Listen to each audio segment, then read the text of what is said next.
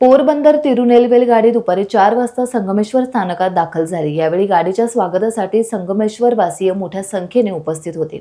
यावेळी कोकणचे शिल्पकार प्राध्यापक मधु दंडवते यांच्या प्रतिमेला पुष्प अर्पण करण्यात आले। स्थानकात रेल्वे येताच न्यू इंग्लिश स्कूल पैसा फंडच्या विद्यार्थ्यांनी बँड लेझिमच्या तालावर ठेका धरला।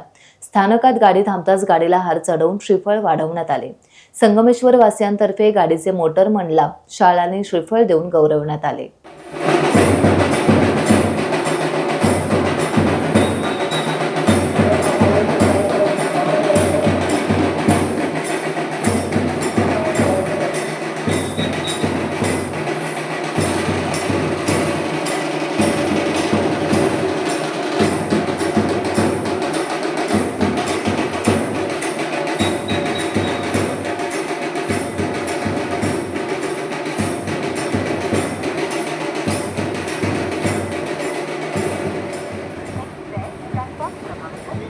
स्वागत करतो।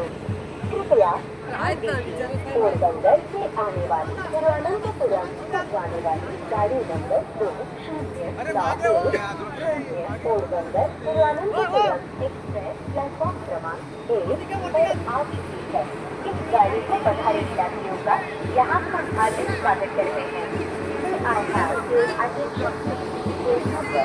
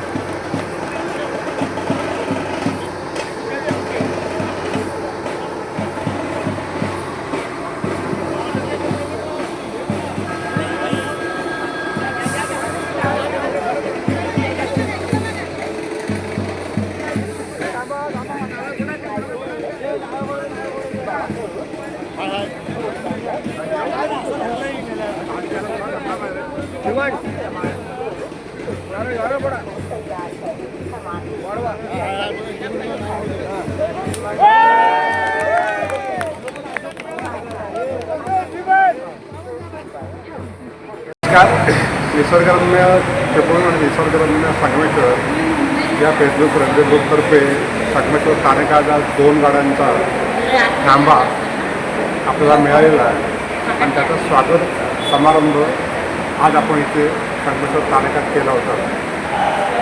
निसर्गरम्य संगमेश्वर आणि निसर्गरम्य फेसबुक ग्रुप हा गेली 6 वर्ष संगमेश्वरातील रेल्वे प्रवाशांच्या समस्या घेऊन विविध मार्गाने आंदोलन करत असतो। रेल्वे प्रशासनाकडे आपण दाद मागत असतो। त्या माध्यमातूनच 2021 साली आम्ही नेत्रावती एक्सप्रेसचा थांबा मिळवून घेतला होता।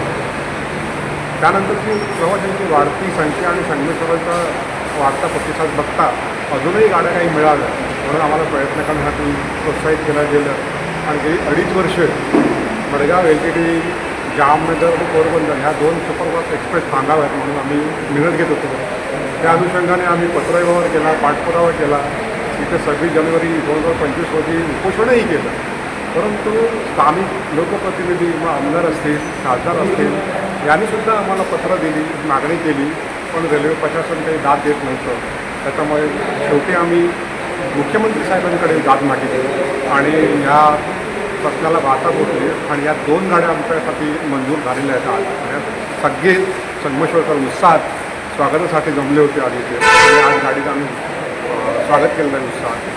ज्या गाड्यांमुळे नक्कीच संगमेश्वरचा विकासाला हातभार लागणार आहे, जेणेकरून जसं आपण म्हणतो रिक्षा प्रवासी संघटना आहे त्यांचा रिक्षाचा व्यवसाय वाढणार आहे, इथली हॉटेल आहे, इथलं पर्यटन आहे आणि आज जो कोकणकर मुंबईला स्थायिक झालेला आहे, जवळजवळ 80% कोकणकर मुंबईत स्थायिक असतो, तिकडची घरे बंद असतात आणि तो विविध कार्यक्रमासाठी किंवा आपल्या घराला भेट द्यायला शनिवार रविवार येत असतो। त्याच्यामुळे ट्रॅकरवरची संख्यासुद्धा वाढली असल्या कारणाने गाड्या अपुऱ्या पडत आहेत आणि त्यासाठीसुद्धा हा एक मोठा बेनिफिट आपण म्हणू शकतो, उपयोग म्हणून आपण शकतो त्या निमित्ताने होणार आहे। तर आम्ही आज ज्या ह्या 5 गाड्यांच्या 6 वर्षामध्ये संगमेश्वरमध्ये कामं मिळवून दिल्या आहेत आणि त्या माध्यमातून अजूनही कामं जसे रेल्वेच्या काही समस्या असतील छोट्या मोठ्या त्यासुद्धा आम्ही हे काम आमच्या ग्रुपतर्फे करून दिलेलं आहे आणि याचा आज आनंद उत्सव आम्ही सर्व संगमेश्वर जनतेच्या माध्यमातून आणि त्यांच्या साथीने आम्ही आज साजरा केला इथे. त्याच्यामुळे आम्ही पण खुश आहोत आणि यापुढेही आम्ही संगमेश्वरासाठी काम करत राहू आणि संगमेश्वरच्या सुविधेसाठी आम्ही झटत राहू आणि आमची संगमेश्वर निसर्गरम्य संगमेश्वर निसर्ग चिपळूण या संघटनेच्या सर्व पदाधिकारी अध्यक्ष म्हणून आणि आमच्यासाठी सहकारी आजवर जसं आम्ही संगमेश्वरसाठी काम करत आलो तर यापुढे पण आम्ही आमच्या पद्धतीने काम करू.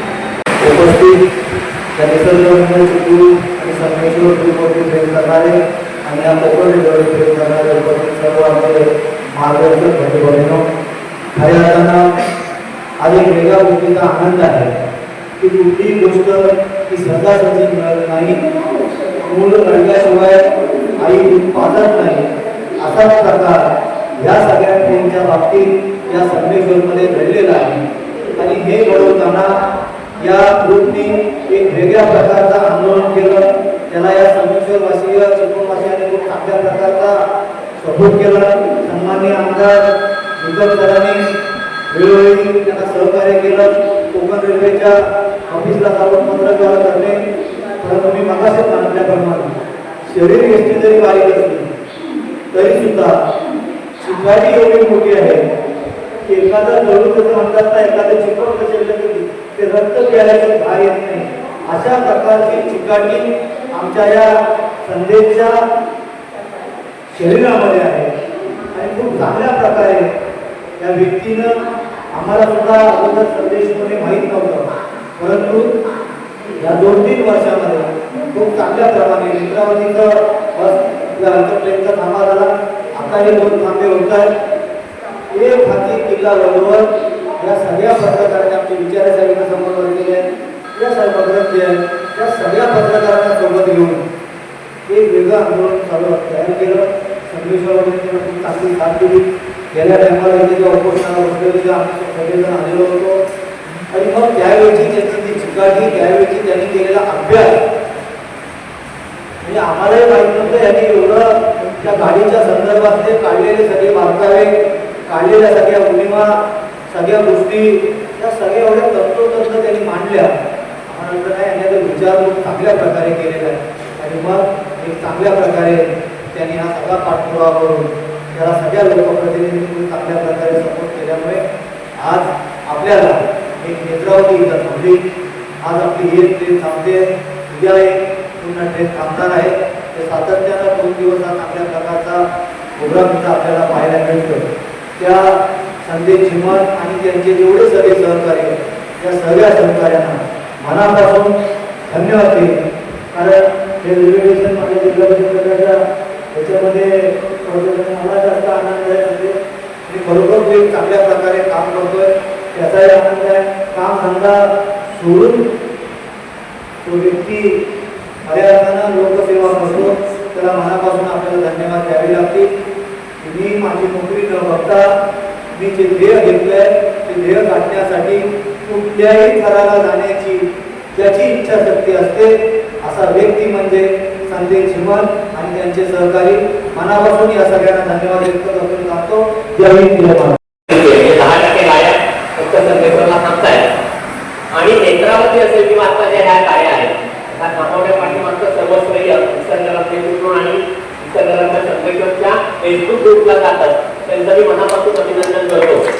याचं कारण संगमेश्वर वासियांनी किती पाठिंबा दिला यापेक्षा मुंबईला राहणारी ही मंडळी फेसबुकच्या माध्यमातून एकत्र येतात आणि संगमेश्वरला गाड्या थांबवायचा प्रयत्न गेली मला वाटतं 5-7 वर्ष सध्याची बरोबर ना सातत्याने करताय. किती सातत्य असावं कोणत्याही प्रकारचा कंटाळा न करता किंवा फ्रस्ट्रेशन न येता मला वाटतं ह्या 2 गाड्या थांबवण्यासाठी गेल्या 2.5 वर्षाचा खूप मोठा लढा आहे. यापूर्वी नेत्रावतीच्या माध्यमातून ह्या लढ्याला यश आलं होतं पण ही माणसं तुझ्यानं आल्यावर म्हणतात की एवढा चिकटपणा कसा काय. झाड लावल्यानंतर ते हलवायला घेतात त्याला फळं अजून यायची असतात आणि ती फळं पिकल्यानंतर ते फळ पडणार आहे. 2-2.5 वर्षाचा कालावधी आपल्या मुंबईमधल्या व्यस्त शेड्यूल मधनं संगमेश्वरमध्ये एक्सप्रेस गाड्या थांबाव्यात याच्यासाठी प्रयत्न करणार आहे.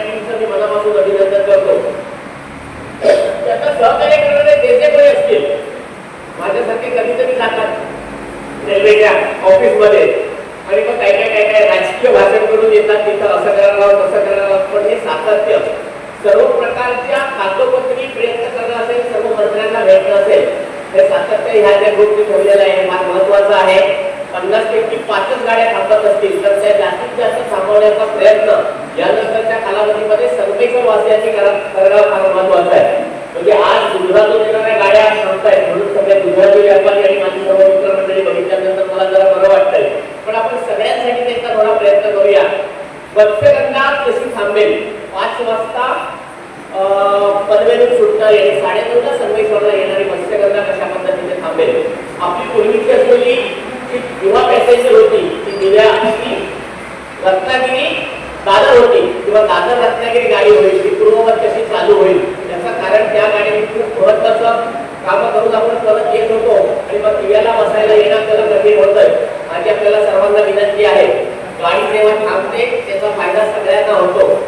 6 कोटी रुपये वार्षिक संगमेश्वर सारख्या छोट्या रेल्वे स्टेशनचं झालं असेल तर रेल्वे कॉर्पोरेशननी पण, कोकण रेल्वेने पण त्याचा विचार करणं फार आवश्यक आहे की ह्या तालुक्याच्या ठिकाणी असलेल्या स्टेशनमुळे संपूर्ण तालुक्याचा जो फायदा होतो त्यामुळे जास्तीत जास्त गाड्या कशा थांबतील. खूप मोठ्या मोठ्या गाड्या काही अशा ठिकाणी थांबतात की त्याला खरोखर म्हणजे की ट्रेनसारख्या ठिकाणी वंदे भारत थांबते.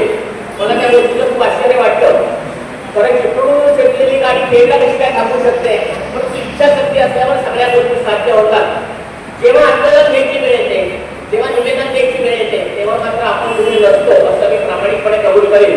यानंतरच्या कालावधीमध्ये 30-32 वर्षाच्या कालावधीमध्ये आपण काय केलं यापेक्षा पुढच्या भविष्य कालावधीमध्ये हा जो फेसबुक ग्रुप आहे निसर्गरम्य चिपळूण आणि निसर्गरम्य संगमेश्वर यांच्या माध्यमातून मला संदेश जीवनाचं मनापासून कौतुक करायचं आहे की हा व्यक्ती फार लहान दिसतोय, पण रेल्वे यंत्रणेचे अधिक अधिकारी आणि वेगवेगळे लोक ह्या व्यक्तीला खूप मान्यता घाबरतात. याचं कारण त्यांनी ज्या पद्धतीचं सातत्य ठेवलेलं आहे, दीपक पवार असतील आणि सगळा हा ग्रुप, ते वेगवेगळ्या आपल्या व्यस्त कार्यक्रमांबद्दल एकच लक्ष असतं त्यांचं. आणि ह्या मंडळींनी वेळ प्रसंगी रेल्वे स्टेशनवर राहिलेले आहेत, रात्र रेल्वे स्टेशनवर काढलेले आहेत, परंतु माझ्या संगमेश्वरला रेल्वेचा थांबा मिळाला पाहिजे म्हणून जर मागणी असेल त्यानंतरच्या कालावधीमध्ये ह्याच मत्स्यगंधाला अनेक ठिकाणी थांबे मिळालेले आहेत.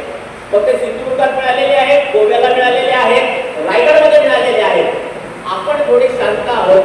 मी संगमेश्वरवाल्यांना विनंती करेन, लगेच काय रेल्वे अडवायला जायचं असं नव्हे, पण निवेदन द्यायला 5 माणसं नसतील तर तालुक्याला काय गरज आहे. अधिकारी शेवटचे लगेच विचार करतात तुमच्या शेजारी म्हणतात हे 5 माणसं आले, या 5 माणसांनाच काय गरज आहे. जेव्हा असं काही असेल तेव्हा आपण सगळेजण जाऊया. निश्चितपणे ह्या दोन्ही गाड्यांचं मी मनापासून स्वागत करतो. या गाड्यांमुळे रेव्हेन्यू वाढेल, सगळ्यांची सोय होईल आणि तुम्ही म्हणल्याप्रमाणे ते पालघर, विरार, नालासोपारा इथपासून गुजरातकडे जाणाऱ्या सगळ्या लोकांचा आणि आपल्या चाकरमान्यांचा नक्की फायदा होईल. रेल्वे स्टेशनची इमारत खूप चांगली झालेली आहे, आतल्या सोयीनी चांगल्या पद्धतीने होतील असाही प्रयत्न होणं फार आवश्यक आहे. एकदा कधीतरी तिकडच्या बाजूने पूल कसा होईल आमचा इकडचा जो आहे ना, म्हणजे पुढे उतरलेला माणूस एवढा लांब चालत येतो, स्वच्छतागृहांची संख्या कशी वाढेल. तर एवढं जेव्हा चकाचक झालं तेव्हा मला वाटलं होतं की आता आतमध्ये पण काय काय सोयी होतील, त्या मात्र कमी आहेत.